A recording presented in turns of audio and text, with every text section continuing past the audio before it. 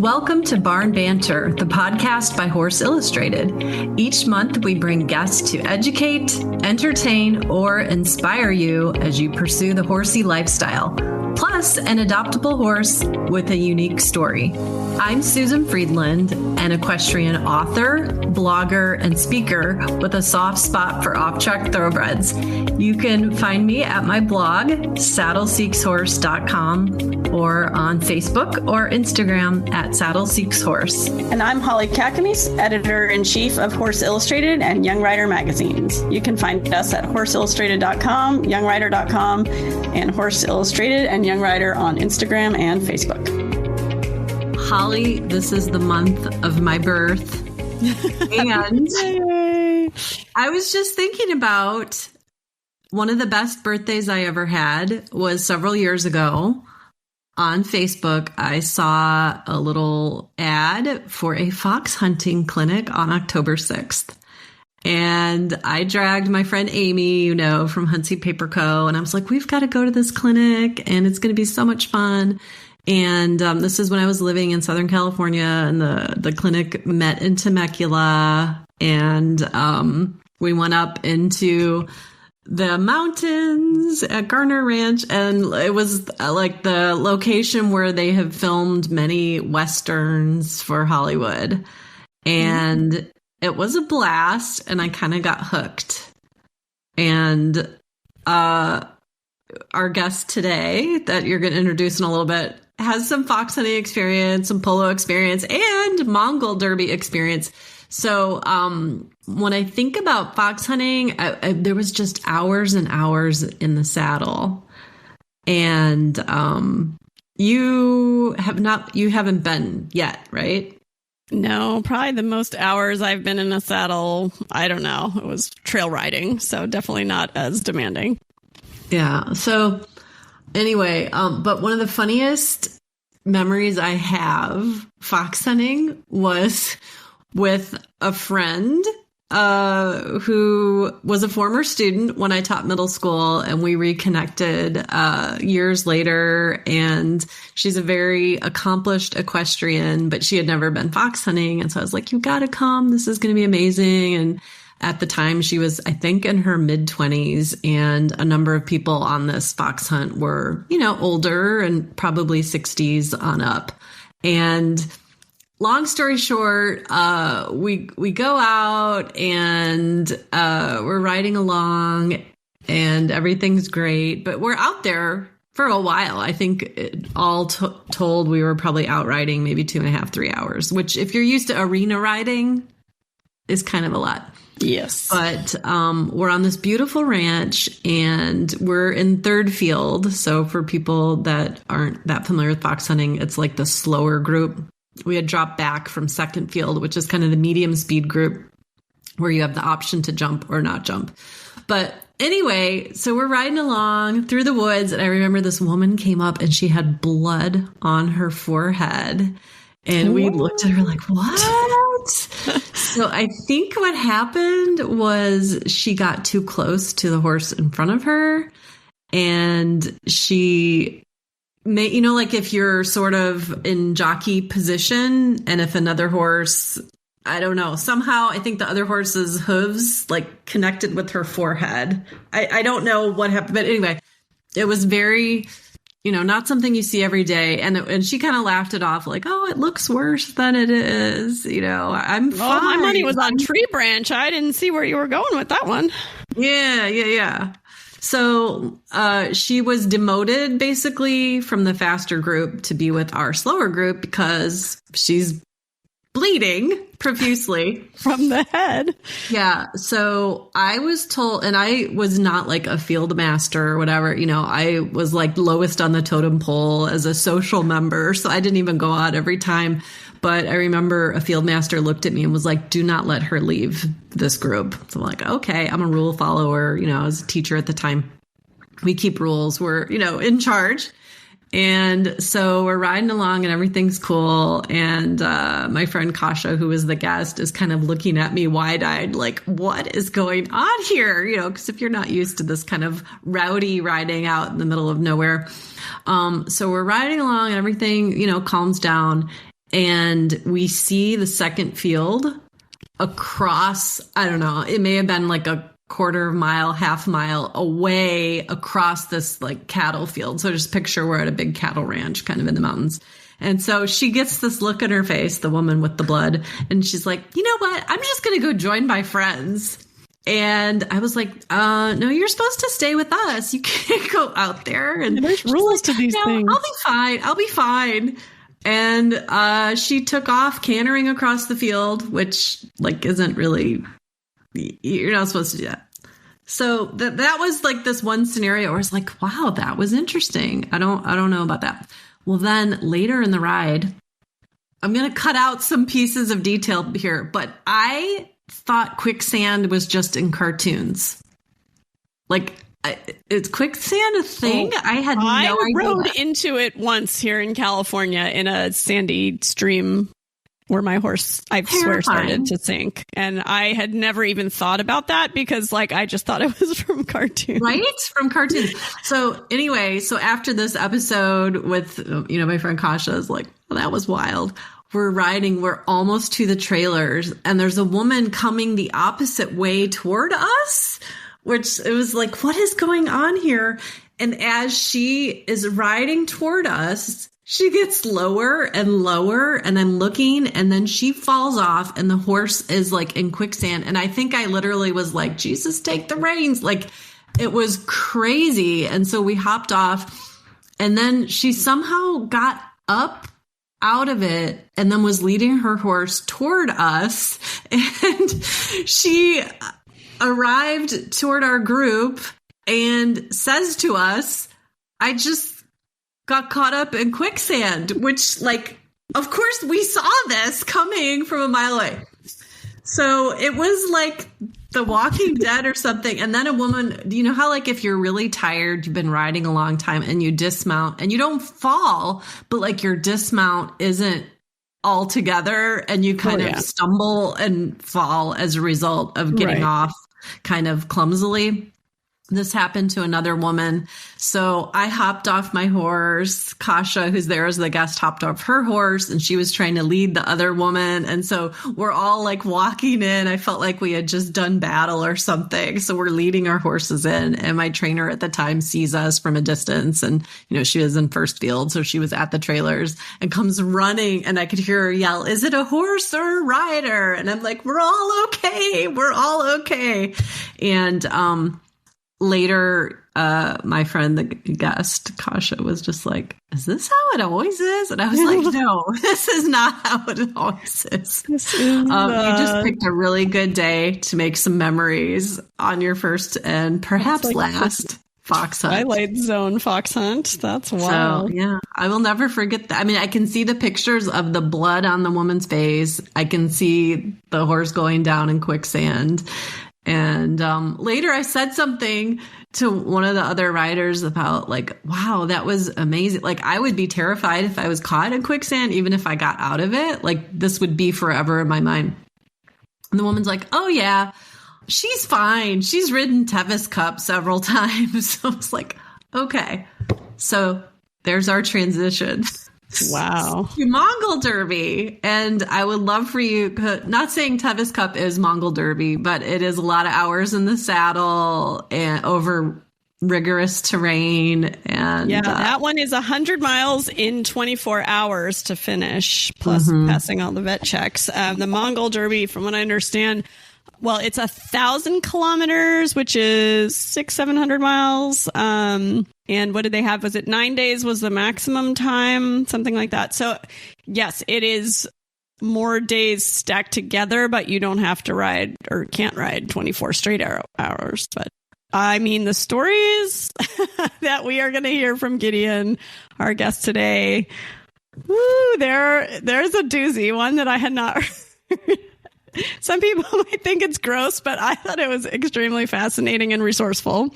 You'll probably know it when you hear it. So, yes, our guest today is Gideon Kotkowski, and he is also the host of Horse People podcast. So give that a listen, and he's going to tell us all about his Mongol Derby experience in 2024 and all kinds of other horsey things. So with that, here is Gideon. For special rates on Horse Illustrated and Young Rider magazine subscriptions just for our podcast listeners, visit horseillustrated.com/barnbanter. So joining us today, we have Gideon, and pronounce your last name for me because I am bad at this. Gideon. Okay. Sounds a little Polish, a little bit like my mom's side of the family. So today we will be talking to Gideon a little bit about a lot of things. He's got a podcast. He is a Mongol Derby competitor and a polo player. So let's just get right into it. I think one of the most fascinating things people want probably to know about is riding in the Mongol Derby. I know a lot of people are aware of it and just kind of think it sounds like this crazy thing on the other side of the world. Interesting, but like just so exotic and far away and different from anything that we do here in the U.S. Can you tell us what got your interest in riding in it and how you went about like the application? And then I'm sure Susan will have questions about the race itself and all kinds of other stuff. But yeah, just to kind of get us started.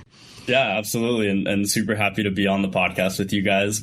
Holly, I know you were a guest on mine and we had a chance to talk about Horse Illustrated and all the things you guys are up to. So excited I get to kind of, pull a Uno reverse card and tell you guys a little bit about the Mongol Derby and all the experiences there. But the story is really everybody has their own story when on not only how they got into the Mongol Derby, but like what inspired them to do it.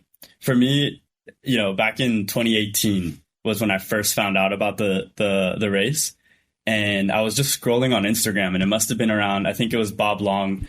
He's the oldest competitor to win the Mongol Derby. I think he was 70 years old when he competed and won. And so there was a lot of press about the Derby and like this old guy who finished and how hard it must have been or whatever. And so I guess I got an Instagram post about it.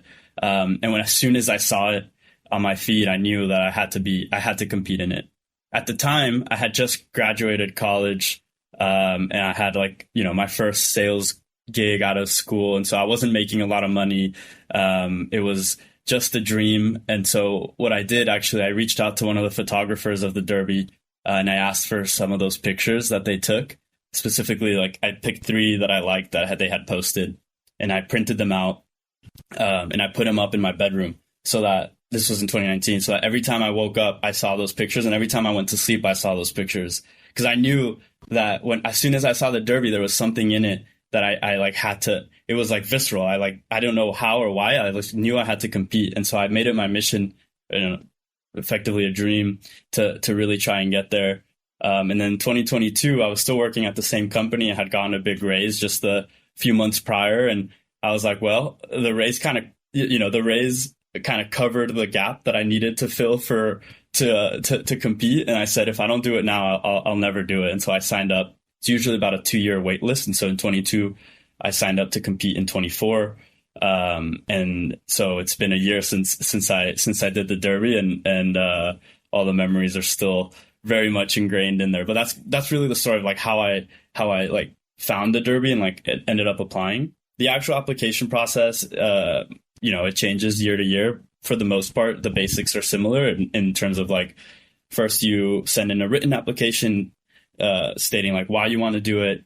If you have experience, what type of experience you have. Usually polo players and fox hunters get a nice nod to it because you're riding some crazy animals for those sports anyway. And so when you go out to the Derby and ride the crazy little ponies, you kind of feel at home a little bit. But then you have to send in a video, you have to have an interview, a reference, all of the things that make sure that, they make sure that you're a capable horseman or horse person and also a capable rider. But those two are very, very important. So anyway, that's a little bit of the story and the application process. Gideon, I love the fact that you basically had a vision board printing it out, because I feel like everything's digital now, but there is so much value in having a tangible thing. And I think you've inspired me to print out some things. But for our listeners who may never, have heard of the Mongol Derby before, could you just give us kind of the basics on what it is, maybe when it takes place, how many riders there are, and just, help us understand it? Yeah, a little bit of setting the scene, if you will. So the Mongol Derby is considered the longest and toughest horse race in the world. It's definitely the longest, according to Ripley's Believe It or Not. And then the toughest, well, I guess that depends on each person's ride. But it's a 1,000-kilometer horseback ride that happens yearly in the steppe in Mongolia. So the steppe is effectively like the countryside of Mongolia, and 1,000 kilometers is around, we'll call it 650 or so miles for us Westerners. So it's about the same distance. I always used to say this, it's about the same distance as like San Diego to San Francisco. You get 10 days to ride in the Derby. There's a variety of different rules and whatnot, but the reality is like, about 50 competitors show up every year. Only about 50% of those folks that show up actually cross the finish line. And that's you ride a horse for each station. You're riding 30 kilometers to 40 kilometers on each horse, and then you hop onto a different one. So the idea behind the Mongol Derby is really to mimic, or at least honor the old Genghis Khan postal route system, which is how Genghis Khan and the Mongolian Empire really took over the world at the time, in the 1200s or whatever. At the time, knowledge is power. Today, knowledge is power as well, but we have it at the click of our fingers and behind a screen or whatever. Back then, Mongolians would ride, from station to station, delivering these news. And that was a huge advantage, competitive edge against the rest of the world who didn't have domesticated horses or who didn't know how to use horses to their benefit. And so the idea behind the Derby is to mimic that and honor that same postal route that Genghis Khan developed back in the day. So everything we do is kind of like a little bit of an heir to that. So tell me a little bit about the 50 competitors. Is it a good mix of, folks from the U.S., or is it all countries in the world? Are there Mongolian competitors, or, what's the flavor of the people that are participating? Yeah, great question. So most of the time, I'd say like the way I usually talk about like the diversity of the crowd is like you get about 75% of the riders, maybe 60 to 75% of the riders from US, like UK and Australia. Those are like the big markets. And then the 25% or 30% of the rest of the folks come from all over. So in my year, I had someone from Singapore, from Kazakhstan, from trying to remember, just like all over the place, like, Mexico, trying to think where else, Norway. I mean, there was like different places from different people. But for the most part, that's like typical breakdown. And did you get a chance to get to know that? Like, I mean, it's a competitive thing. So are you trying to beat them, or did you ride with them a little bit, or are you helping each other along the way, or how does that work? Yeah, no, super. I love that question. So the way that the Derby works, and I think most riders would agree with you with me, is that, you don't want to hold anyone back as much as you don't want to be held back by anyone. And so when you go out and ride, you might have an idea of, the pace you want, or kind of like the type of ride that you're looking for. The folks that, we're all competitive and we're all there to try and win. But the reality, Susan, is that it's a 9-10 day race over 1,000 kilometers with horses you've never met that are semi-wild, are ridden maybe, if you're lucky, once a year, or if you're even luckier, it's like, one of the kids' ponies.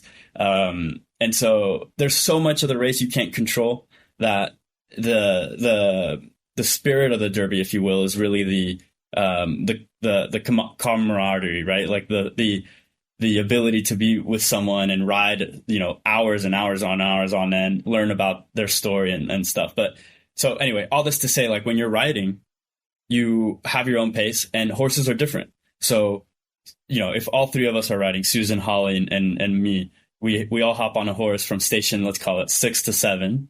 My horse might be really slow, Susan's might be really quick, and Holly's might be kind of in the middle, right? And so if my horse is slow and it's not going, and Susan, you're kind of like, you hopped on and the horse went, like, you know, you're just going to go and try to navigate by yourself and try to get to that next station. And I'm not going to get butthurt about it, because if I had a fast horse, I would have done the exact same thing. On the contrary, like if you both have kind of like slow horses or whatever, sometimes the motivation to ride together is a little stronger, right? Because each horse kind of like complements each other. These are herd animals. They're used to being with each other. So if you ride by yourself, it can be a little bit daunting for the horse as well as just for you. So anyway, all this to say, like you get different legs with different people, and you get to learn their story. And if you're lucky, get to meet as many people as possible. But, you know, I finished 20th. The people who finish in, you know, first, second, and third, I only saw them the first day. So, you know, in the end, you kind of get you get to chat with folks who kind of ride at the same pace as you. And so when you are at the different stations, do you have any say in which horse, or do they call them ponies, horse, ponies, ride? Or do they just come up to you and say, Gideon, you take this one? And yeah, well, it's you pick out of a hat, actually. So when you show up to a station, and there's several rules around picking horses. So when Bob Long won, I mentioned that story earlier, you had the ability to pick your horses. He finished the race in 6 days. So you know that there was this issue in the time that, you know, the herders wanted their horse to win, or they wanted the best rider to ride their horse. And so the herders would be like, this is the fastest one, you know, this is the fast. So they took that away in 2019 and made it a draw of the hat. And I thought that was a phenomenal way to kind of even the playing field, because you show up, you pick a number, all the horses have numbers on their rear, and whatever number you get is the horse that you draw, and you get on. And the only reason that you wouldn't ride that horse is if the vet who's at the station deems that horse too dangerous. So oftentimes when you get on the horse, or when you try to saddle the horse, again, these horses aren't used to that, and so they're like bucking and they're going crazy, and maybe the vet thinks it's not a fit enough horse for a rider to ride, and that's the only way that you won't ride the horse that you drew. Otherwise, you get what you get. And I feel like a lot of us felt like, you know, we let destiny kind of take us through. So you don't want to mess with that. And so what would be some of the dangers or challenges you faced? Like, are there wolves and bears and a Yeti, or like what were the things that you went through that you had to be careful of? Yeah, funny enough, like the wildlife scene is not necessarily as dangerous as you'd think. I think what there's like a couple dangers that you know, they can go from not very bad to then at day 9, day 10, it's like the worst thing ever. And you know, I'm talking about saddle sores, for example, right? Mm-hmm. Like, I had a really bad time with these saddles. I'm a little bit taller than what most Mongolian herders are, and what these horses are typically used to. So we were given a saddle to ride, and that saddle was a little bit too small for my long legs.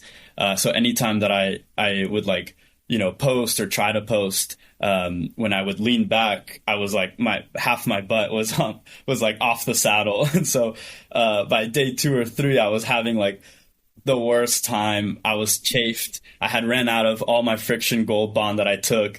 I had to improvise. And one of the stories that I tell often is, it was like, I think, you know, station 8 to 9 or 9 to 10 or something like that, when I was riding by myself, which is another big piece of like the danger that I think about. Because if you fall, you know, and you know, and you're unconscious, you might not be able to call for help, right? So that's also something I always thought of, like, if you're alone, like, what happens? But anyway, so I was riding, and I was just on this pony I had gone on. It wasn't too difficult to get on, so I figured it was a little bit more tame than the rest. And my butt hurt so bad. Sorry if I'm getting too graphic here, but my butt hurt so bad that I saw a dead sheep skin, like wool from like probably last year's winter. Still had like pieces of blood on it. It was pretty much all like what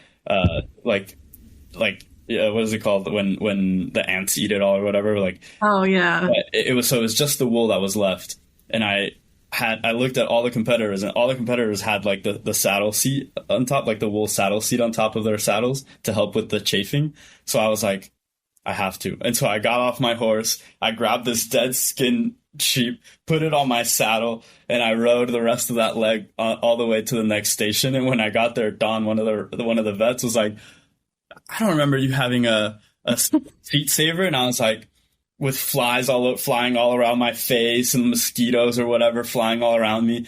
I jump off my saddle, I throw the wool to the ground, and he's like, does that still have blood on it?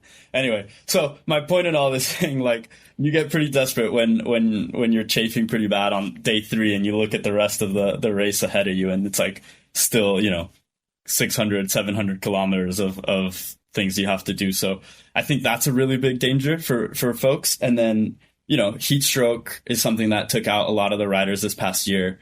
Not drinking enough water, dehydration takes out a lot of riders. So it's really the things you'd think about, aren't as necessarily prominent, like breaking a bone or getting, attacked by a wolf or whatever, but really the ones you have to be careful of, that endurance piece, right?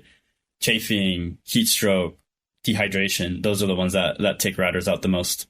Well, I respect you so much more, Gideon, because I too, as a taller rider, have been in not a Mongol Derby situation, but just like, a trail ride situation where the tack doesn't fit. So I would be like, hey guys, sorry, I'm out. Oh man, that is crazy. Did you get pictures of your impromptu seat saver? I don't know if I did, but you can imagine it's just like a little, like a piece of wool that unbelievable, like dirty and gross. But my sister, who hopefully won't be listening to this episode when it comes out, had one of those seat savers, and I was like, we're riding dressage. I'm like, no. That's not cool. Don't wear that. You don't need that. It's unnecessary. But in your case, I approve. No. And you know what? Like, even having a seat saver, by the way, I agree. I think it's kooky, is how I might describe it, is why I didn't take one. And if it rains, it gets really wet. And you're out, in nature. So if it rains and you have a seat saver, that's the end of the seat saver. So a lot of the riders got lucky because our year was a generally hot year. And so I only got rained on once and it was day 9. So it is what it is. I'm curious also to know a little bit about, well, I have like a million questions. Like Holly said, okay, so tell us about the food. What would be a typical meal? Were you eating as you were going? As you had to get your calories in, or like, how did that all work? Yeah, so typical meals at the Derby are a lot of it's like these sweet cookies almost. It's just like plain sugar cookies, if you will. So those were really nice and awesome to have because those you could pocket really well and you could take with you. One of the pieces of the Derby that's kind of one of the constraints that they built into it is you can only carry 5 kilograms worth of gear on your back. And so you have a backpack. Water is not included in that weight, but food is, right? Because they provide food in each station. And so a lot of the riders, maybe ones that are more nervous than others on the type of food that is going to be available, will put like beef jerky or like honey stingers or something in their pack. I wasn't too worried about that stuff. And so I just kind of sent it and ate the local Mongolian food, which is a lot of goat, and a lot of like soups. In the end, like a lot of the food that you get is one of them is called hushur, which is basically a Mongolian empanada. So it's like fried dough with goat in the center. A lot of the food you eat is also kind of like noodle based. So one of them is called suvian. Suvian is like basically stir fry noodles with goat. And if you're very lucky, they'll have like carrots in it. There's no vegetables or fruits out there. I was just going to ask you that. And those are, hushur, those sweet cookies and suvian is basically all I had for 9 days.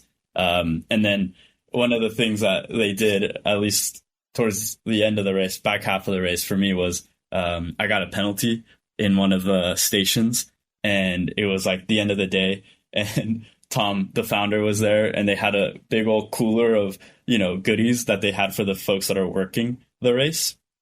They saw how bummed I was at getting the penalty, and like I was like really pushing to get to the next station. And now I couldn't, and they gave me a cold can of Coca-Cola. And let me tell you, Susan, Holly, like I've never had anything that good, like in my life. Like that was the best can of Coca-Cola I've ever had, and I can't imagine something tasting as better than that moment where I was like depressed and sad at the penalty, and also extremely exhausted. So now that we know about the food, and so this probably is not a good fit for someone who's vegan or vegetarian to do the Mongol Derby. Yeah. Okay. What is the landscape like? Is it just really just no trees and bare, and like describe what it looks like? Are there any states or places in the U.S. that have a similar look that you can think of? Yeah. Kansas. Oh, I've driven through Kansas. If you've driven through Kansas, what that's like. It's rather similar to Mongolia. It's like you basically, or like Eastern Colorado is also a place I've described as like looking like Mongolia, because it's just, as far as you can see green, right? Mongolia is a really unique country because a lot of the this like nomadic land. Let me take a step back because I think this part of the Mongolian culture is relevant. Mongolia is a country of 4 million people. Right? Total. It's the largest country with the smallest amount of population in the world. So landmass versus population is kind of what we're comparing here. 3 million people or so live in the capital city in Ulaanbaatar, UB. And then 500,000 people live in the second biggest city. And then 250,000 people live in the third biggest city.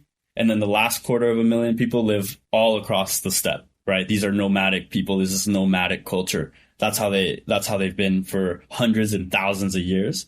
And so to kind of like circle back to the question here, I think one of the pieces of the puzzle that's really relevant is because they're nomadic, because there's so much green and space, like these herders have to go from, in the summer, they have a summer spot. In the fall, they have a fall spot. In the winter, they have a winter place, right? And so there's a lot of different places that they travel to, depending on the weather. But for the most part, it's all green. It's like hilly. Sometimes you'll see some mountains that you can get into that are like, kind of like rocky type mountains and stuff. But in general, that's kind of like the way the landscape is. And I'm quoted somewhere in the Mongol Derby website saying like, when you look out, all you see is green.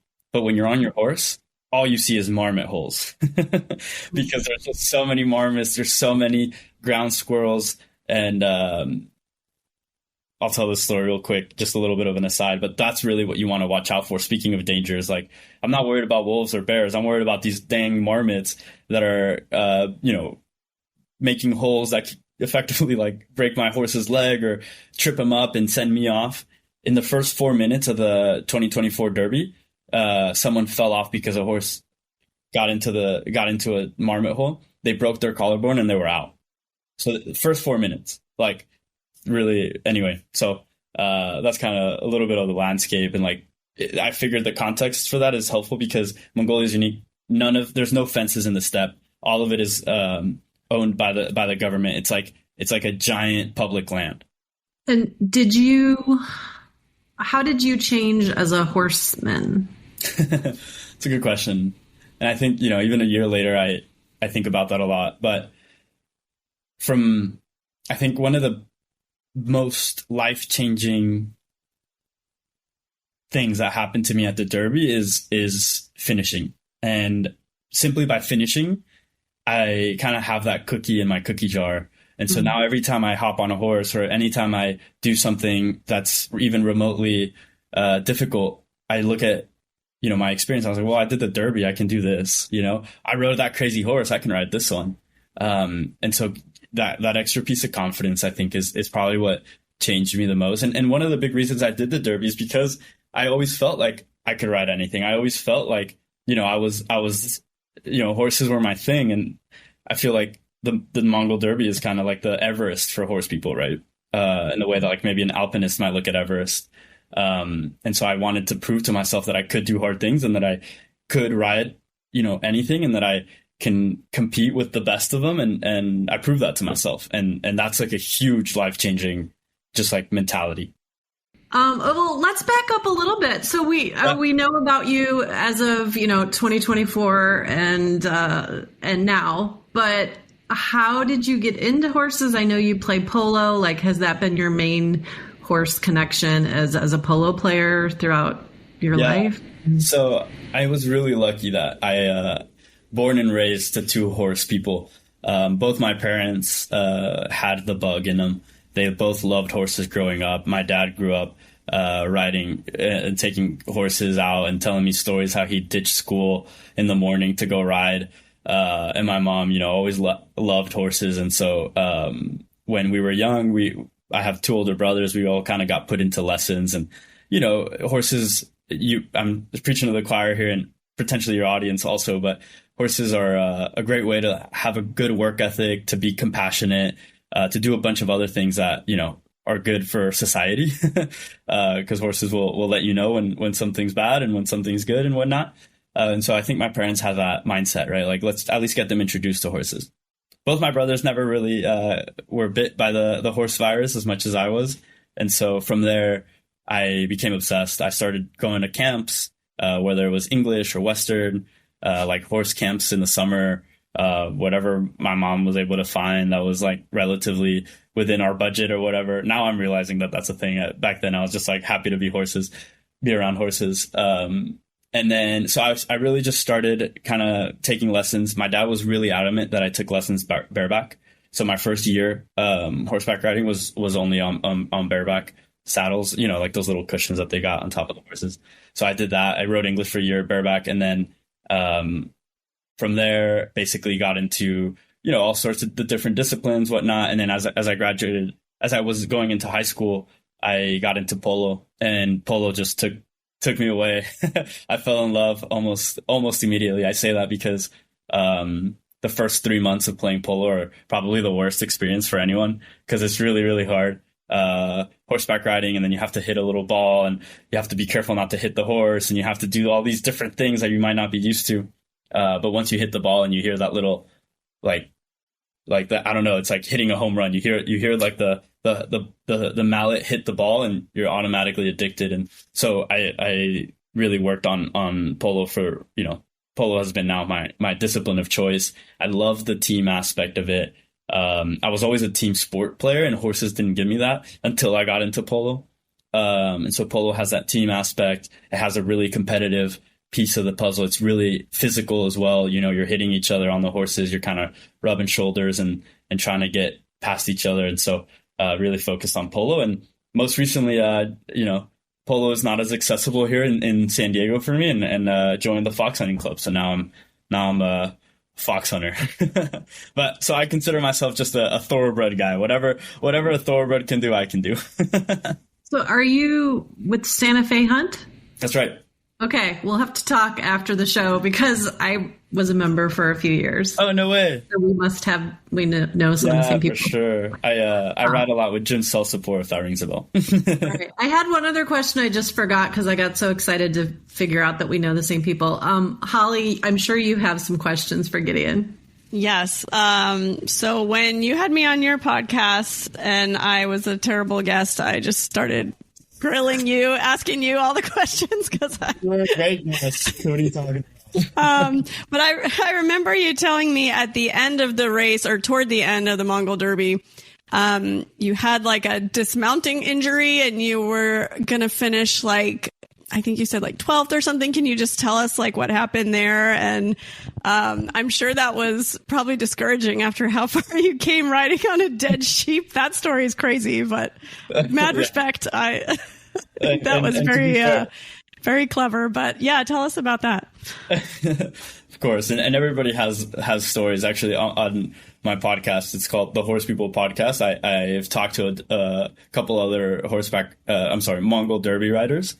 And so if you want to listen to more stories, there's some there as well. But, so the last day, it's funny. I woke up, the last day I was probably I think I was 12 or 13th place. Holly is I think where I was gearing up to finish. But as that last day came around, I woke up and I told Sophie, she was one of the riders with me, who's camped out with me that night. I said I woke up that day and I told her, nothing's gonna stop me from finishing today. Like absolutely nothing. She looks at me and she goes, Gideon, that is the last thing you should be waking up and saying. And I go, no, Sophie, like this is how we manifest the ending. We have to finish. We have to compete. Like this is it. Like I'm finishing day 9. I don't want to take it to day 10. I wanted to get out of the step and into a shower.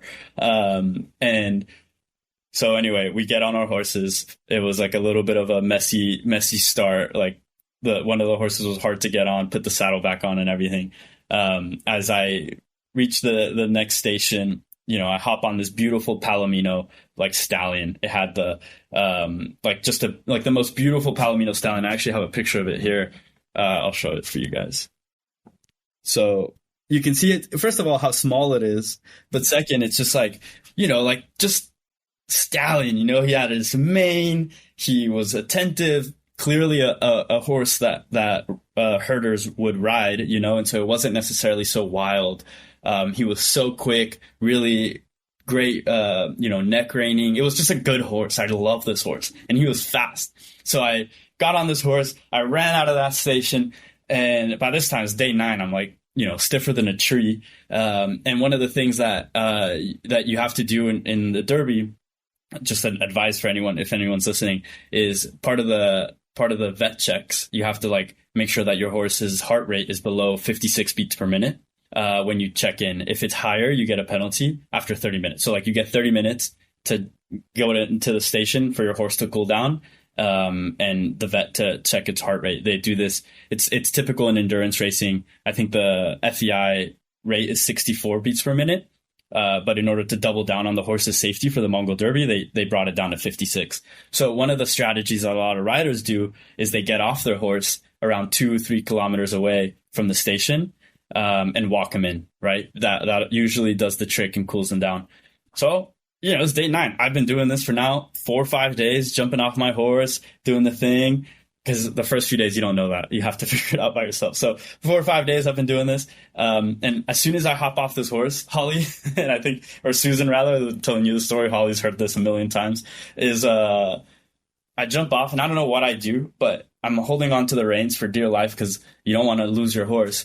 And I jump off and I don't know, I maybe like do something and I'm stiff, you know, I'm not moving like myself. And this horse freaks out. I'm holding on to the reins and it kind of turns me around and he bucks and he kicks me right in the chest. It takes all my breath away. I fall to the ground. I obviously at this point let go of the reins. And I'm like, what the heck just happened? I stand back up with a face full of dirt and my horse is gone, like at least 1.5 kilometers away across the steppe, into this valley where you could see like all the mountains kind of holding it in. It was like a natural fence, thank goodness. Cause it would have ran further away if it could, I bet. But anyway, so that's what happened. This is the last day. And I told you in the morning, I woke up saying nothing will stop me from finishing. So I get up, I have this big old bruise on my chest. I was riding with Sophie and at that point Anna, another girl named Anna, and she they both looked at me and they're like, "Are you okay?" And I go, "Yeah." We were 2 kilometers away from the station, so I tell them, "Go tell the herders that I lost my horse. Just like go finish, and then I'll start walking to the horse." Thank God, I don't know, some angel was looking over me and making sure that I didn't get hurt, because that I think about that moment a lot. If I would have gone hit a little bit harder or a little bit to the left and I'd broken a rib and I wasn't able to finish, I would have been devastated. But anyway, ran through the process. 2 to 3 hours later, I saw everyone I had passed over the last day right ahead of me. And I was still kind of just like wanting to figure out how to get on top of this Palomino and finish the station. And then eventually the herders came in with their motorbikes. The vets came in and kind of helped herd that horse back. And I walked it in, got onto the next horse, and then it poured on me. So I don't know. It was one of those things that like day 9 was just the most difficult thing. And a little known fact is as I was riding in, you know, not even 4 kilometers from the finish line, my horse steps in a marmot hole, takes a dip, throws me over. I was with another rider named Colby at that point, and Colby looks at me. He goes, "You all right?" I go, yeah, my horse is still here, so I'm better than ever. I hop back on 4 kilometers away, and I'm like, this has been the hardest day. And so I got thrown a lot of challenges that day that took me from finishing like a top 10, top 15 to a 20th, 21st. But that was the story. Day 9 was I regret saying that was my waking up and feeling like, I had to finish. I feel like, anyway, I did end up finishing. We were the last ones to finish on day 9, but now I have a cool story to tell. Yeah, you do. Wow. Yeah. So, Susan, are you gonna do the Derby in a couple years? Absolutely not. So I have 5 more questions. Yeah, let's get through them. I hope we have time. Okay. So the first, like we were talking, I was like, oh, so you were saying you were a little stiff. Do you sleep on the ground? Oh yeah. Yeah. There's no way I'm doing this. No, yeah, I am the princess and the pea. I could not do that for that. I already get stiff waking up after sleeping in a bed like a normal person. Yeah, imagine after riding 13 hours a day and then sleeping on the ground. Some people did make the point to add a sleep mattress, like one of those air mattresses, in their weight. I prioritized different things. But you're young. You can bounce back. Okay, I could do that. I'm crossing off that. Okay. The next question is, how long and how did you train for this? You're obviously playing polo riding a lot of different horses, but did you add in other stuff to your routine, and how many months in advance did you do this? Yeah. So I really started training about, mentally you start training when you get accepted. You're like, oh crap, like this is happening. I better be ready in 2 years. But I really put on the gas about 12 months prior. And I was training for a marathon, right? I was running a lot. I was really training endurance because endurance trains your mental, and mental is what you need in the Derby. You have to be physically fit as well to just be able to handle the different circumstances whenever those arise. And, I was lucky enough to have a few months to go back home and ride at at the ranch that I grew up playing at. So I had access to horses. But I focused a lot on, again, riding bareback. I thought, I really wanted to have a good seat going into the Derby. And so I only rode bareback. I was stick and balling bareback. I would do sets, on the, whatever, just taking sets out for the polo ponies and whatnot. In the end, I think what I did well is my cardio was fine. Leading into the race, I always felt fine. I felt like I could run a marathon, right? So I felt fine on the cardio side. What really ended up hurting me was 2 things. One, I didn't have my gear set up appropriately to understand, because I wasn't riding on a Mongol Derby saddle, and so I didn't know what that felt like. I never could really ride more than, call it, a few horses a day, and so what is that, not even 10 miles, you know what I mean? And so you don't really get the experience of that long distance endurance race with the gear that I needed. And so I chafed a lot. I didn't have practice on those long distances. And then I also, and this is something I think a lot of people ended up feeling, because I was riding so much bareback and I didn't have as much time on horses as maybe an endurance rider might have. My ankles weren't prepared. And so my ankles were really, really swollen and shot by the end of it. I ended up getting diagnosed with some sort of perennial tendonitis or something like that. And only a few months ago did my ankles start feeling okay again. I'm not even kidding. So yeah, there's a lot of pressure on your ankles because you're riding really on your toes a lot, because you're not trying to, because Mongolians, they ride standing up, right? So their saddle, they're like jockeys, right? And so they're standing up on the saddle. And so these horses, in order for them to move a little quicker, to make them feel a little more comfortable, you also want to be standing up. You don't want to sit Western, right? You want to be almost like a jockey. And so you're standing up a lot. Your ankles are getting a lot of pressure. And I didn't train for that, nor did I think about that as a potential consequence. So I think those were the pieces that I did wrong. The piece I did well is I really felt my cardio was there, and I actually ended up climbing Mount Fuji right after that Mongol Derby with my mom, who came to visit. So we were good. So would you do it again? Do people do it twice or 3 times? Or is it sort of one of those things that's so rigorous, it's like a one and done? Yeah. I go back and forth on my answer to, will I do it again? The reality is like, no. I think, I did the thing, and I don't see myself having the need to do it again. Plus, like, I have so much more context about what the race entails that a lot of my experiences and the wow factor of experiencing things for the first time might not be there the second time. So for me, like, that piece is done. I saw there was a father-daughter duo that rode the race in my same year. I could see myself doing that, right? Like in 30 years, if I'm still able to do this and I have a kid who wants to, like, maybe that'll motivate me to ride it again. But people do it again. Like, if you don't finish, that feeling of not finishing stays with you. And so you want to be able to complete that. And I think a girl this year who competed, this was her third and final attempt, and she reached it, right? And first year she got hurt, second year she had a mental breakdown, third year she finally did it. And so really depends on you and your motivations on doing the Derby, whether or not you'll do it again. That's cool. And so if someone listening to this podcast episode is interested in, they're entertaining the idea of maybe one day entering the Mongol Derby, or even just something a little tamer, learning how to do polo, what advice or where could you steer them to kind of, explore it, either one further? Yeah, totally. So for the Mongol Derby, I'd recommend following this guy's Instagram account. His name's Eric Cooper Adventurist on Instagram. He's really the one that brought the Mongol Derby to light for me. And he's one of the, main operators of the race. So if you follow this guy, you'll start to get to see a little bit of behind the scenes, what goes on. You could probably hit him up there. You can always reach me on Horse People Podcast Instagram, and I'm happy to kind of guide you through the things that I went through, and potentially some advice in here and there.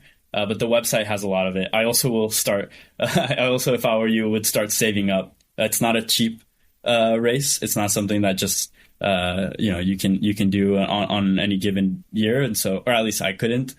So I'd recommend to start putting aside a piggy bank for that to happen. And then on the polo side, I think, and I say this a lot, horse people, we're resourceful. I think it's one of the key traits of any horse person out there is you kind of have to be a little bit more resourceful than the rest of the population. And one thing that I did growing up to get into polo is in exchange of mucking stalls, in exchange of taking sets out, I would get some riding time, and I would get a lesson or two during the week. And so I always recommend people who are looking to get into horses or polo or any kind of thing, just knock on a barn and say, hey, I'm here to muck some stalls, help you guys out, and hopefully, get some riding time at the end of this. And I'd guarantee, 1 out of 3 or 1 out of 2 barns that you knock on will take you up on that deal, because it's a very common way to get into the sport. Ollie? Well, I think that is an amazing amount of ground to cover in one podcast interview. So we'll probably wrap it up here. But thanks for answering all our questions and giving us your time today. This was really fun. Of course. No, and just a quick shout out here. I think you guys have done an amazing job at barn banter and bringing out blogs and stuff on the Horse Illustrated side. And I'm excited to host you, Susan, on my podcast here in the next month or so. So we'll get to hear your story, and we'll play the Uno reverse card and show you a little bit of you'll get a chance to tell your story and the things that interest you. And if you're interested to hear Holly's story, she's already on the content list there. So just go and look for Holly on Horse People Podcast. Awesome. Sounds good. And we want the picture of that Palomino to put in our show notes. So, all right. Well, thanks, Thank you Gideon. so much for having me. Really appreciated the conversation. And I love talking about the Derby, so I could go on for another hour. All right. Thank you. So So joining us today, we have Jackie Jolie, and she is the founder of Equisol. So we have a lot to chat about and see all about those cool products and how they work. But first of all, we always like to get to know our guests and just find out how you got into horses and your horsey background. Did you start young or did you get into it later? All that good stuff. Yeah, thanks for having me on. I really appreciate it. I keep telling people, I'm like, I'm on Horse Illustrated. Like I was reading magazines since I was a kid. So, Me too. And Palominos and, I want this one and I want that one. So thank you for still being around and thank you for having me on. So gosh, I think horses were like in my blood from day one. None of my family did horses though. So I like to think that it comes from, I have some Native American, genetics and heritage. And so I think that that's where it draws down to because I love nature and drums and all that kind of stuff too. But as a kid, I just got to ride whenever I got to go to trail riding places or friends that had horses and just jump on anything and everything I got the chance to. I had relatives that lived in Lexington, so we would come every summer, every Thanksgiving, holidays, jump on horses whenever I could. I didn't actually have my first horse until I was in my first round of college, which was in Florida, going to business school, got like 5 acres and just got my first little paint horse. She was green, I was green, which is not really a great combination. But just trail riding, no type of like discipline or competition at the time. Kind of messed around with like some poles and barrels, but didn't really get into heavy competition, just a lot of trail riding. And camping, which was great. And then life took me to Lexington, Kentucky, because once I had horses in my life, it was an even worse, better drug, basically. It was like, okay, they're in my life. I want to do something with them every single day. I didn't know what that meant or what that looked like. I wasn't raised around them, so I didn't think I could become a trainer.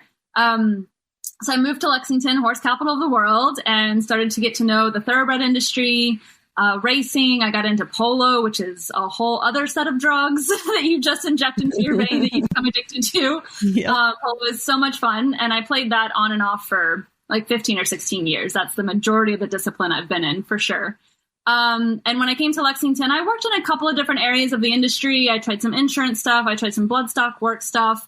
And then I found Midway College that had a bachelor's degree program for equine health and rehabilitation, which is like becoming, a body worker or AKA like a physical therapist for animals in general. But most of the course was for horses. And I just thought that was the coolest career choice and idea. I had a family member that was a massage therapist for humans, and she made her own hours and got to have lunch on Wednesdays whenever she wanted, those type of cool things. And I was like, if I can do that for animals, that would be amazing. As a kid, I had always wanted to be a vet, and just life just didn't take me that way because it was supposed to go the way that it ended up going. So I went back to college, got a bachelor's degree in equine health and rehabilitation from Midway. And I've been doing body work on horses and dogs for probably like the last 16 years. I had moved to Louisiana a little bit after that degree, and that's where the majority of my business has been. I did travel all over, though. Wellington, Lexington, Maryland, Texas, Louisiana, and those surrounding areas, working on professional horses. Did continuing education every year. I worked and interned at rehab facilities like Kesmark and Rood and Riddle here in Lexington. And they used to have the sanctuary in Wellington, Florida as well. It's closed now.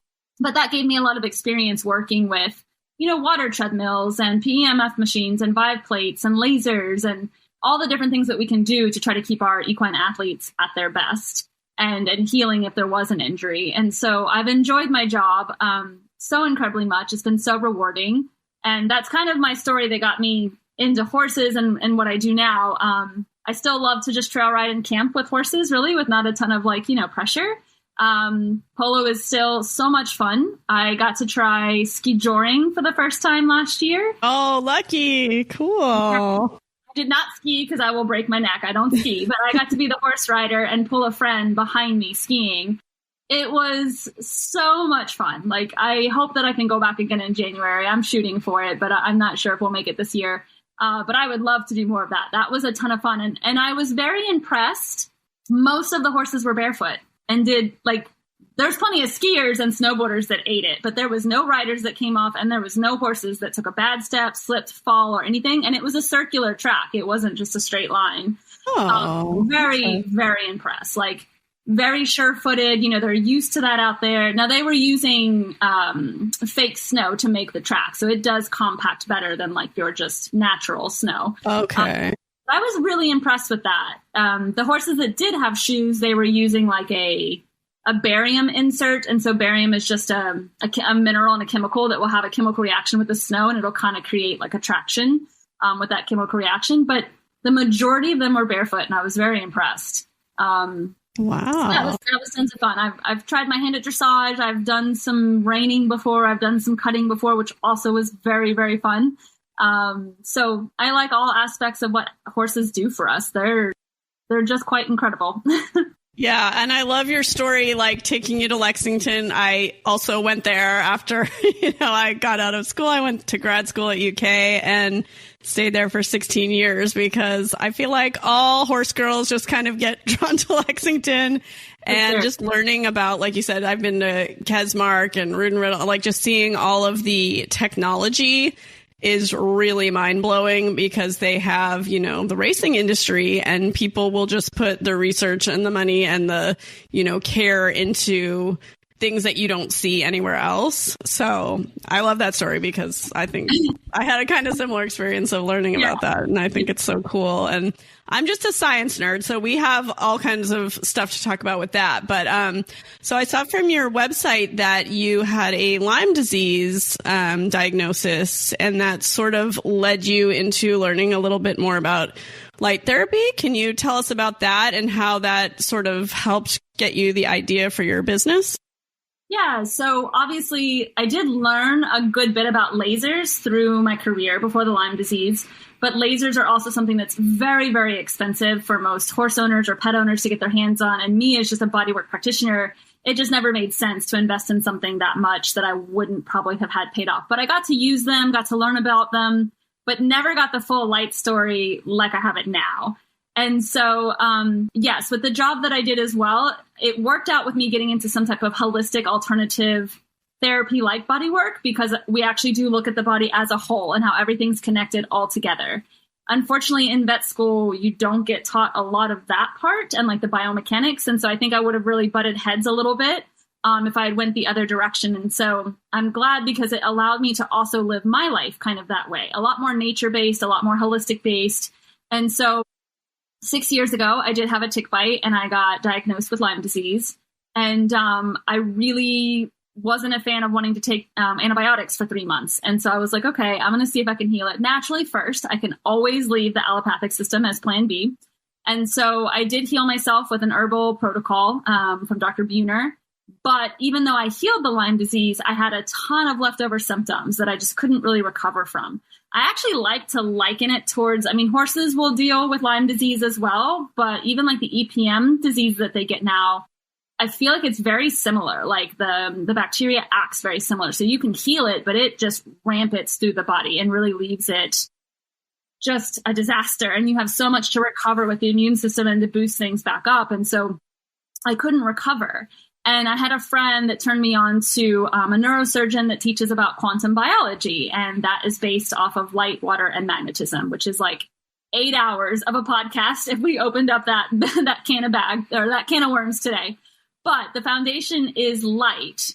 And so when you start learning about light, water, and magnetism is actually how all of us living things, plants, vegetables, animals, humans, other insects and animals, that's actually how we all came to be alive. And it's how we continue to thrive and heal as well. And so we've become very disconnected from nature and natural light, water, and magnetism. And so I just dove deep down by experimenting on myself. A lot of it was just free lifestyle, light life changes. And I was ready for that because I had paid tons of money in supplements and testing and all these things. And my life just completely turned upside down in the best possible way. So I not only recovered back to regular hormone levels and amino acid levels, thyroid levels, they actually optimized. And now at 40, like my brain works like a Ferrari. I recover faster. I work and think better than I ever did even in my 20s. And so light is truly just this incredible power of healing that you can take on. And red light therapy specifically was something I also had added into that routine and lifestyle changes. And so I said, okay, this works. And one day, literally sitting under the sun, because I have no other way to tell this story, the idea of a red light therapy blanket was like downloaded to my brain. And I was like, oh, because I started looking at the industry that I've, worked in and loved for 15, 16 years. And I'm like, the animals are getting sicker and sicker at younger and younger ages and still breaking down. And there's some other, environmental factors with that for sure. But it's just like our human parallel health medication and outcomes, right? And so I was like, something's going on here. And the missing piece is light. And so I just started digging down into the science. I got certified in quantum biology and started teaching this to humans first. I started throwing red light at all of my clients, friends, family members, every injury, disease, illness, and just testing. There's over 7,000 scientific articles behind red light therapy already to prove how good it is. And there's no other modality or from pharmaceutical or vitamin or anything that can claim that. But I still wanted to see it, in front of my eyes and see it working as I was, starting the company and developing and manufacturing. And so fast forward now, like 4.5, 5 years, we just launched last August. And so we've had our first year of sales, and we have had just some incredible healing being seen. Red light therapy is increasing healing by about 50% compared to other modalities, or if it's in conjunction with other veterinary practices, like injections and things like that. And so that's kind of how that all led me into, quantum biology, light water magnetism, red light therapy, and then seeing that there was a need for that as well as in our industry, both from the thought process of preventative and longevity, because we're actually pretty deficient in light, even our horses. And then also even for just healing and rehabilitation, like if there's an actual injury or diagnosis. And then there's also a performance enhancement effect of red light therapy too. So can we make racehorses run faster? Can we make the horse jump higher? So there's also those mindsets there that we can include in testing and watching what red light therapy can do for our animals. Wow. Okay. So that is a lot, but I like that, you said there's a lot of scientific background to this, because I think a lot of people have started to kind of look for that when they're going to buy a product. They want to know, is there research? Like, is this just something that somebody made, or is there research behind it? So I love hearing that people have been studying this and finding out how it works and the benefits, because on your website, I saw like very specific wavelengths of the red light and the IR. I recently got a snake, and I was reading all about this, like, should you get near IR or far IR heating for your reptile? And so it was really interesting. Plus, like the benefits of sunlight, or if you are indoors, you can get, different types of bulbs to replicate what is missing from the sun if you just have like an actual like bulb only. So it's been very interesting to me to learn about wavelengths of light and like how some is like very surface heat and you want like deeper heat for your animal that needs to be heated. So I've kind of been like on a little bit of a rabbit hole with that. So it was really cool to read your site and learn, just the very specific like number of the wavelength and how, you pick those out to address certain concerns. So how did you decide like which products you wanted to actually, I see you have dog, cat, and horse, like which product works for which animal, and how did you decide on those things? Well, the cool thing about the products is, and these are big selling points, is like we're all mammals. So literally every single product is safe to like cross species with. You can use them, the cat can use them, the dog can use them. Your snake could technically use it. Yeah. I would love to see that. We haven't had a snake yet. We've had turtles and ferrets and chickens and stuff. Obviously, the first idea that came to me was the blanket for the horse, but that's because like that's my heart and that was the industry that I'm in. And then I knew if we made a blanket for a horse, we could make a blanket for a dog. And so those were the first two primary products I wanted to develop. Now, the horse blanket is still not available yet. That's probably getting released at the beginning of the year. But that's where development started, and that's where the idea started. And there was a couple of reasons for that. Coming from my bodywork position, I knew that we need to give the body a full body treatment of healing, right? Like if you have an injury or even an illness in the body, there's going to be other parts of the body that then compensate for that specific area or that specific problem. We want the whole body feeling good and healing evenly in balance. We want to bring that homeostasis in. So everything that's been in existence before with red light therapy was either lasers, which are expensive. They can cause harm. I've seen it if you don't know what you're doing. You can't use them on cancer, and they're limited to a specific area, and it's also going to limit you to be dependent on your vet, either taking your dog and horse to the vet or them coming to you. And I think that's almost why lasers have actually been limited to show the potential of red light therapy, because it's getting expensive and inconvenient in that specific niche. In red light therapy, there has been some pads and certain things like that have come out on the market. Some of them have wires, which is a safety concern, obviously. Some of them have big, bulky battery packs. And then some are companies that just are, now that red light therapy is kind of becoming a new fancy trend, which I'm happy. All red light therapy does work. I will always say that as a company.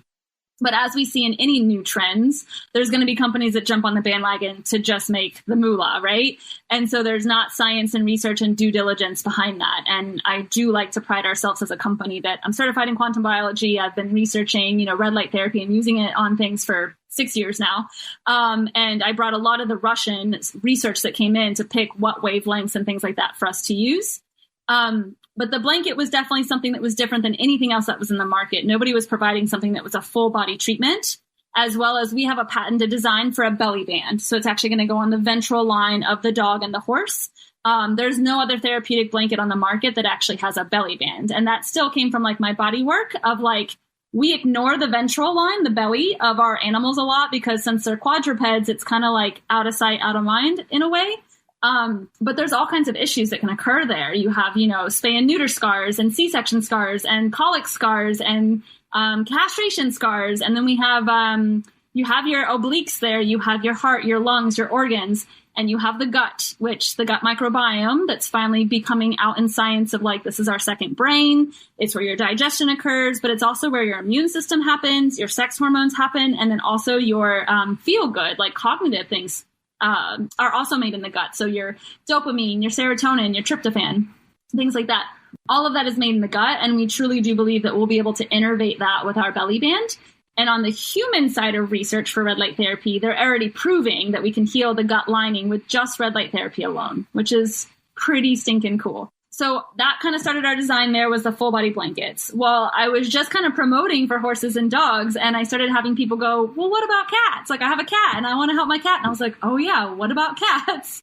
And I want to help all the animals, honestly. I'm a huge animal lover since I was a kid. And so I didn't know a cat that would probably wear a blanket or a jacket, and how do you measure for those things? And right. So most people that have cats or now smaller animals have pet carriers, right? And so I was like, okay, well, we'll just make a little pad that will go in the pet carrier for the cat, or the cat can lay on it on the windowsill or their bed. And so we created the cat soul pad. But once I made that, then I realized we can help anything that can go into a pet carrier, right? So, birds of prey or a snake or a turtle or a ferret or a hamster, whatever. So we actually want to be the red light therapy company that is able to help all animals. So if we can help global wildlife companies and nonprofits and the dogs and the horses and the cats and the humans, we're here to help all of the mammals. So that's kind of where a lot of the design came from. We have 2 more products, obviously, still to release, the horse blanket. And then we actually are going to make a human blanket for people, for, riders and competitors. They need this too. And it's able to fold up and go with you on the go. So, we have a handheld torch now that we just released as well, which is for isolated areas. You can do eye, nose, ear, mouth, and rectum, which is places that a laser can't go either. It's too much soft tissue. It can cause damage. So I think that will be a really great introductory product for people that have maybe never tried red light therapy before, and they can just get their hands on that and give some good practice with it before they invest in something larger. Okay. And then just to back up a little before we wrap up, can you just tell us, for people that haven't heard really anything about red light before, what are the main concerns that it addresses? Is it injury recovery, or is it, kind of the whole spectrum? I know you touched on that a little bit, the whole body stasis, but, if you have, say, a horse with an injury, as we all know, they are always doing something, especially to their legs and feet. Yes. That type of thing. Just what people could use this for, I guess. Honestly, you can throw red and near infrared light therapy at everything. It's going to help in one way or another. It's never going to hurt. The nice thing about using LEDs as well versus a laser, you cannot cause any harm or overdose. There's no heating. There's no thermal effect. Like, you don't want to overheat tissue or organs. So it's perfectly safe for, just our regular pet and horse owners to have, where they don't have to worry about any type of harm being caused. Like, you can't screw it up. And so that's really nice to have that, just relief from that. Everything else you can pretty much throw it at. Red light therapy has, it decreases inflammation. It'll also increase circulation. It has a nerve regeneration effect. It has a natural pain relieving effect that's even outperforming NSAIDs. So think of all the gut issues that we have with NSAIDs. What if we could just use red light therapy? It'll help regrow hair. It helps prevent scar tissue. It hydrates soft tissue and joints. So think about all the stiffness issues, arthritis issues, joint issues. It'll help heal soft tissue stuff faster too. So like ligaments and tendon problems. And I can say some of the case studies that we've done if you'd like. It also helps the body come down into that rest and digest part of the parasympathetic nervous system. So you'll see the horses like slowly drop their eyes and yawn and lick and chew. Same with the dogs. They're looking for somewhere to go lay down and get their 15-minute session. And the way it kind of works scientifically is it's going all the way down to the cellular level and it's innervating with the mitochondria, which helps us make our energy, our hydration, and our heat by form of circulation. And so it's just asking the mitochondria to do its job better and more effectively, which ends up increasing healing by about 50%. So in the horse industry specifically, just to give some people examples of what my customers are doing, most of my customers are performance horses or are, the pasture pets that they have with injuries. And so you can use red light therapy as like a pre-performance warm-up. So I have a lot of clients that will use the leg wraps and they'll put them on the lower back and like up here on the pole underneath the halter. Those are areas of horses that always have tension because we're riding them and riding them with a bit in contact, right? So they'll do that before riding in competition to have those areas like warm up and get ready and be nice and supple. And then after competition or their lesson, they'll use the leg wraps and the bell boots like around the legs or around the hock or around the, fetlock joint or something as recovery and repair for those areas that are getting kind of, more wear and tear with their job. As far as actual injuries that we've helped with, it's been pretty freaking cool. We have healed 2 suspensory tears within 30 days. Now, they did get PRP injections as well, but same veterinary protocol, ultrasound to see the tear, stall rest. Those are usually 60 to 90-day repairs. And they got their PRP injection, and then we just hit it 1 time a day of 15 minutes of red light therapy.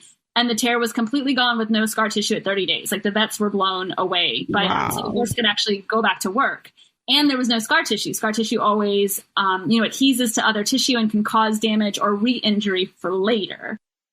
We healed a coffin bone fracture, same thing, got an injection, stall rest, regular veterinary protocol, but just 1 15-minute session of red light every day. It was healed in 45 days. That's like a 90 to 120-day process. Wow. We just had a case study that came out with 2 race horses that are 3 years old. Now, bowed tendons are very, very common on the track and sometimes can be completely career-ending. Again, they both got PRP injections, stall rest, ice, 1 15-minute session of red light therapy a day. And within 45 days, those horses went back to work. Like, not just hand walking, they went back to work to the track.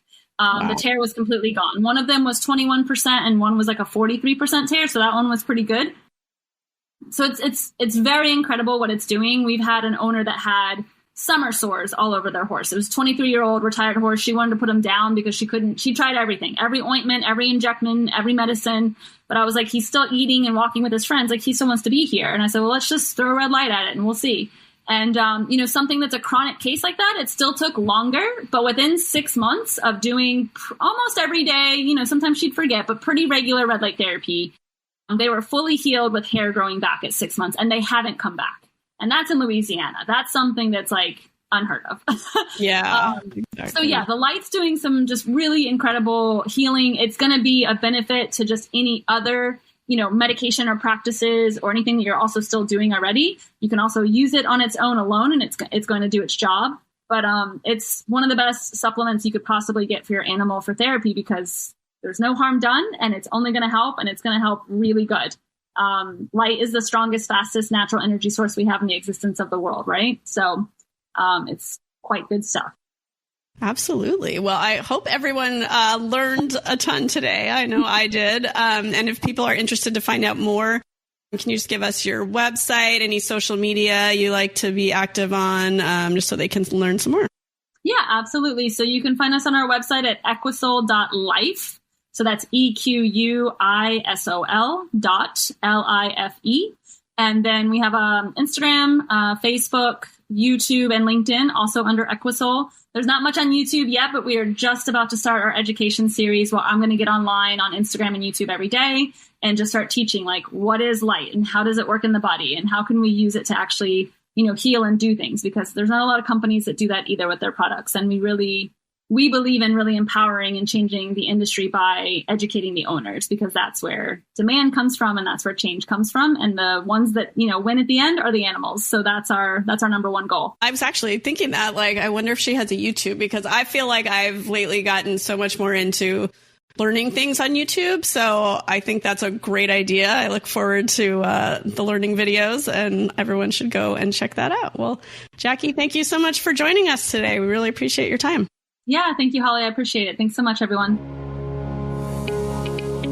So joining us today to talk about an adoptable horse is Amanda Tucker, and she is with New Vocations Racehorse Adoption Program, the Kentucky facility director and trainer. So I'm sure a busy job over there. And as my friend just sent me a video of you, you were busy out there training already today. And it looks like a fun and challenging job that you have. But we will get to that a little bit later. First, I want to talk to you about our adoptable horse this month, who is Denison Girls. And I'm guessing that is a jockey club name because it sure sounds like one. She's a 4-year-old mare. And can you tell us a little bit about her? Yeah, absolutely. So she is part of our pasture potato program. So she's a retired, and she is a companion-only horse now. So she is living her best potato life outside 24/7 in our herd of mares. She's an easy keeper out there in the field and all that stuff, gets along with everybody. Yeah, she is fat and happy, and she is aptly a pasture potato because she's also potato shaped. So she's a very easy keeper, barefoot and just living her best life. Well, and I like the fact that, she's a little younger. A lot of our, companion adoptable horses that we profile are older and they need Cushing's medication and that kind of thing, maybe joint supplements. Is she on any sort of medication or upkeep? Nope, she's super easy girl. She's barefoot. She just gets our regular ration outside. So we still feed our outside girls grain.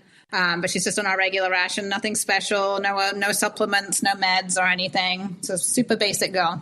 That's good. And what I like about thoroughbreds is you can keep them on pasture, and even if they get a little potatoey, they don't tend to be like the crusty neck laminitis bomb type of breed, generally speaking. So that's always kind of nice if you're looking for a pasture horse that's going to be able to eat the grass and help you mow the lawn a little bit, and a friendly one. Is she good with people and grooming? What's her personality like?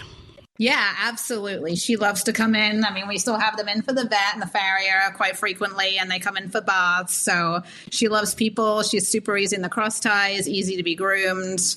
She's really personable, and she really likes spending time with her people. And we actually used her for a Liberty clinic last week, and we pulled her out of the field and put her in the round pen, and she did some Liberty with some of our staff members, and she was amazing. She really enjoyed it.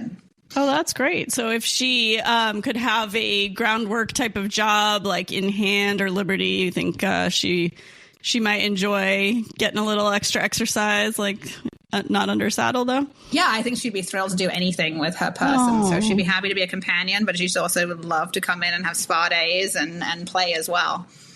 That's great. Well, that sounds like a horse that could fit into a lot of situations where you're looking for a companion horse. And I know there's definitely people out there looking for that.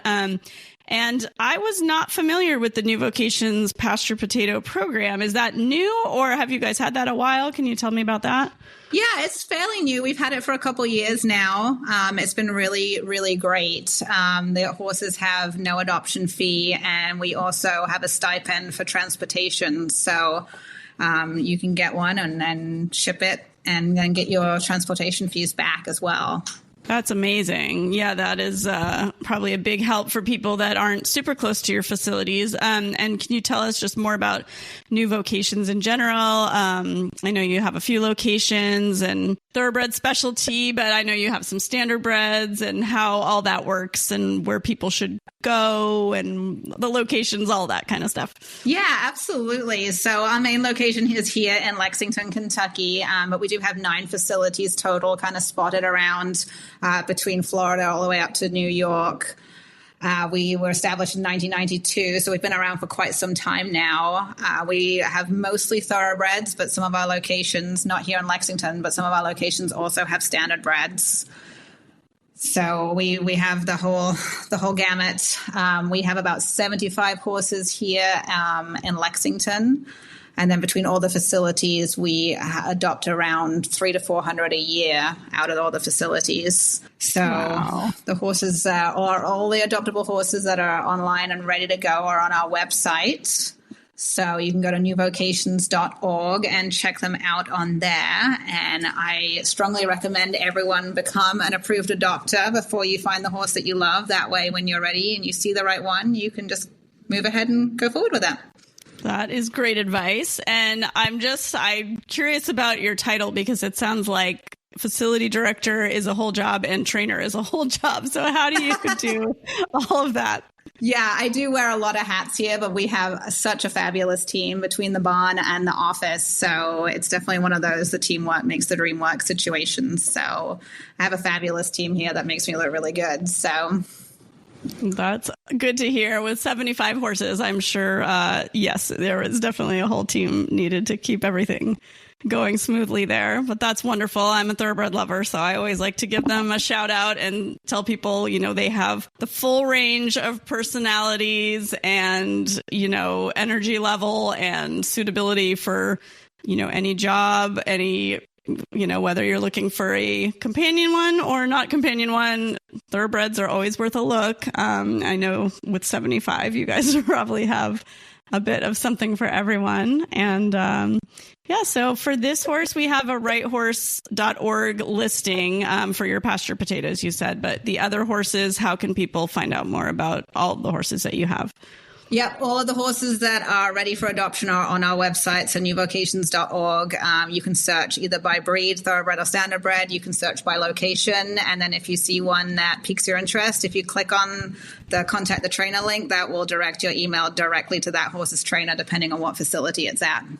Okay. Well, so that sounds like a great way to learn more about that specific horse and exactly what it can do and personality, all that good stuff. So yeah, absolutely. If you see one you like, just email the trainer and we'd be more than happy to tell you everything we know and share all the vet records to our approved adopters. Perfect. And 9 locations. That's great too, to have probably one close to quite a few of our listeners. So I encourage everyone to check you guys out. And when you're looking for a horse, think about a thoroughbred and think about New Vocations. So Amanda, thank you so much for your time today and for joining us. Thank you so much for having me. Don't be shy. Show us some barn banter love by leaving a review, and you can tell all your friends too.